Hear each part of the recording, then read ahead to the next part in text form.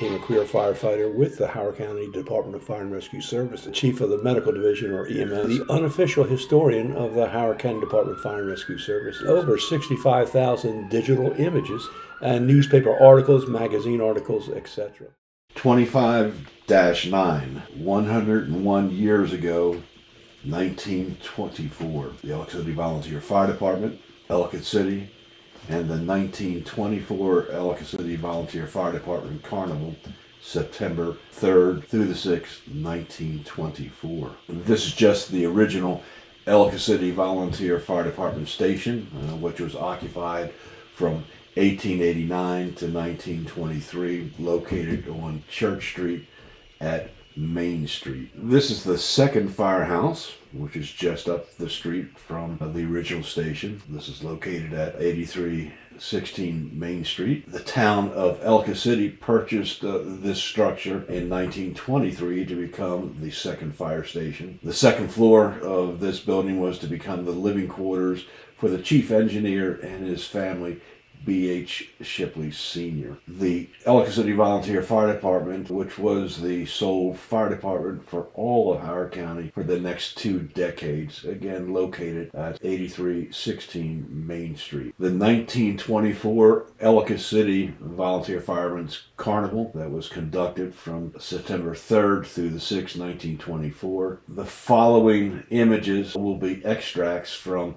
the souvenir program of that year, 101 years ago. Just an image of the 1924 Ellicott City Volunteer Fire Department. You can see the members and the officers. Of note, the statement was made by the Ellicott City Volunteer Fire Department at that time.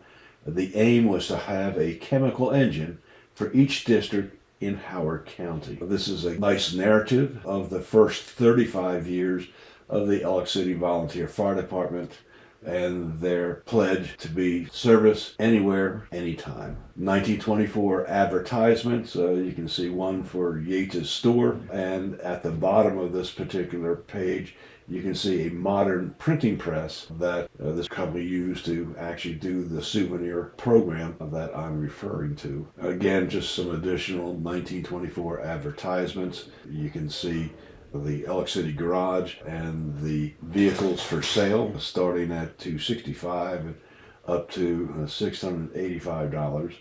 That could be purchased back in the day. Fancy watches for sale, looking at $21 to $30 some dollars, which back in the day that was a significant amount of money for a pocket watch. And this was also indicating that there were 2 department stores at that time, Kaplan's and Rosenstock's department store, both on Lower Main Street. Undertakers were a big deal. Scott Starr and Mary Starr, undertakers and embalmers. And also Easton and Sons, the funeral directors and embalmers. They had some side gigs, ran an ambulance service, a chapel service, and also touring cars, limousines for wedding and parties that were available. Also, you can see that there was a barbershop, Loman's Barbershop, and as it said, they did hair bobbing, and it was the most modern and sanitary barbershop in town. Howard House was a patron of the souvenir book and is referenced many times throughout the history of Ellicott City.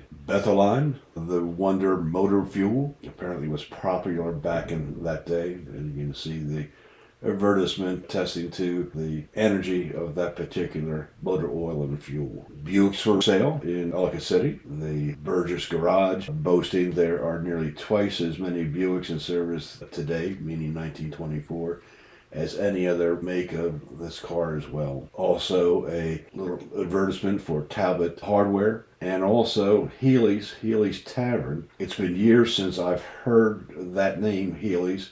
I believe, and I can be corrected, but I believe it was a bar located on Frederick Road near River Road, which had been destroyed by Hurricane Agnes in the early 70s. Dr. Gasway, many of the folks back in the 70s in the fire service may remember him as being the physician that did physicals, and I use that term loosely. but did physicals for the fire department. And also you can see a schedule for the Burns motor bus line that went from Ellicott City to Olney, to and from. With that service, it was possible at that time, 1924, that you could travel from Baltimore City to Olney using public transportation. And that would have been to take a streetcar from Baltimore to Ellicott City, and then the bus from Ellicott City to Olney, stopping at points in between Columbia, Ilioque, Clarksville, Highland, Ashton, Sandy Spring, and finally Olney. Just an additional advertisement of the popular motor vehicle of the day. I say that tongue-in-cheek, of the Studebaker. Caton Motor Corporation, located in Catonsville, was the dealer for that particular vehicle. The Green Cross Garage, a couple things. This is where Harrison Shipley Sr. worked. This was an active garage for many years that spanned one of the tributaries of the Tiber River and was eventually destroyed by fire in the 80s. Of note with this particular image is the Great Majestic Range, a modern stove and oven combination that any household would certainly want to have. Certainly a slightly different version of oven and stove than we today are used to. Advertisement for the American LaFrance fire engine. As I said here, it just indicates that it meets the requirements for all communities. It is the type adopted by the Howard County. This was a company, American LaFrance Fire Engine Company, up in Elmira, New York. Quite a few engines were purchased back in the 30s through the 80s from Elmira, New York, the American LaFrance manufacturer of fire engines. Just an announcement talking about grand opening of Taylor's Department Store, located at the intersection of Main Street and Columbia Pike. That particular store was in operation until, I believe, the 1990s, I believe.